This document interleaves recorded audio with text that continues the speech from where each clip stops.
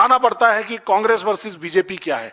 BJP nationalism की बात जरूर करती है, सैनिकों की बात जरूर करती है, उनके कंधों पे रखकर बंदूक चलाती है, उनके नाम पर, शहीदों के नाम पर वोट मांगती है। लेकिन कांग्रेस पार्टी ना तो ऐसा करती है, लेकिन जमीन पर कांग्रेस पार्टी के नुमाइंदे, राहुल गांधी जी के न्याय योद्धा, ये सब लोगों के बीच में जाते हैं और शहीदों के परिवारों से जाकर मिलते हैं। साथियों, इसके बाद कांग्रेस पार्टी वर्किंग कमेटी ने 14 मई को एक कांग्रेस वर्किंग कमेटी की बैठक बुलाई, जिसके अंदर फैसला लिया गया कि पूरे देश भर के अंदर जय हिंद सभाएं की जाएंगी और प्रेस कॉन्फ्रेंसेस की जाएंगी। एक्स सर्विसमेन डिपार्टमेंट भी करेगा और बाकी सारों के साथ मिलकर ये सभाएं की जाएंगी। और हमारे जो देश के सैनिकों ने जो शौर्य, वीरता, पराक्रम दिखाया है इस ऑप सिंदूर के दौरान, उन सबको पूरी तरह से सबको सम्मान देते हुए पूरे उनके थैंकफुल ग्रेटनेस जो है वो व्यक्त करेंगे। तो साथियों, ये कांग्रेस पार्टी की सोच है। और उसके बाद आपने जिस तरह से 78 दिन के बाद इन राजनाथ सिंह जी ने जिस तरह से बयान दिया, उसके बाद हमारे देश की फोर्सेस का मोराल पूरी तरह से टूट गया कि किस तरह से हमारा रक्षा मंत्री जो है वो हमारे 10 शहीद लोगों को भी एक्सेप्ट नहीं कर सकता।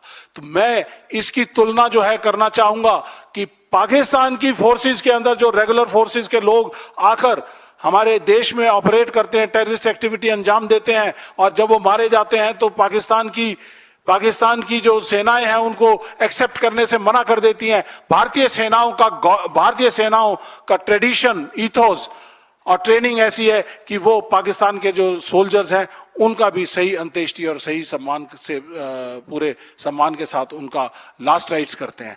यह है हमारे देश की सेना और सैनिकों का सम्मान करने का तरीका, जिनेवा कन्वेंशन से बंधे हुए हैं। लेकिन हमारे ही देश के रक्षा मंत्री जो अपनी ही सेनाओं के प्रमुख हैं, उस मंत्रालय के प्रमुख हैं, वो किस तरह से, किस जुबान से, किस मुंह से वो अपने बयान देते हैं संसद के अंदर कि हमारा कोई भी जवान शहीद नहीं हुआ। हम इसकी निंदा नहीं करते, हम यहां से उनके रेजिग्नेशन की डिमांड करते हैं। हमने इस बात को 2 दिन बाद ही पटना से उठाया, लेकिन उसके बाद लगातार हम उठाते रहे। 5 से 6 महीने लगे। आपने उस सुरेंद्र मोगा की मदर का बयान सुना होगा, और वो कहती हैं कि बैटल कैजुअलिटी का जो सर्टिफिकेट है, जो अमूमन 1 महीने के अंदर आ जाता है, 78 दिन के बाद भी उनके पास बैटल कैजुअलिटी का जो बेनिफिट्स हैं वो सारे के सारे वहां से अटैच होते। 5-5, 6-6 महीने लग गए। इस मोदी सरकार ने उनको अपने बेनिफिट्स, अपने शहीदों को पास नहीं किए। ये है मोदी सरकार, ये है उनके मंत्री।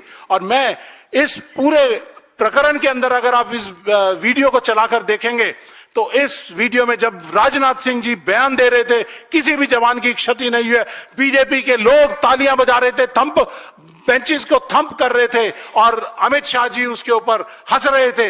ये पूरी की पूरी बीजेपी के जो मंत्री हैं, बीजेपी के सांसद हैं, ये इन 6 नहीं 10 शहीदों के गुनाहगार हैं, इस देश के गुनाहगार हैं, जिन्होंने अपने देश के सैनिकों का और उनके शहीदों का सम्मान नहीं किया है।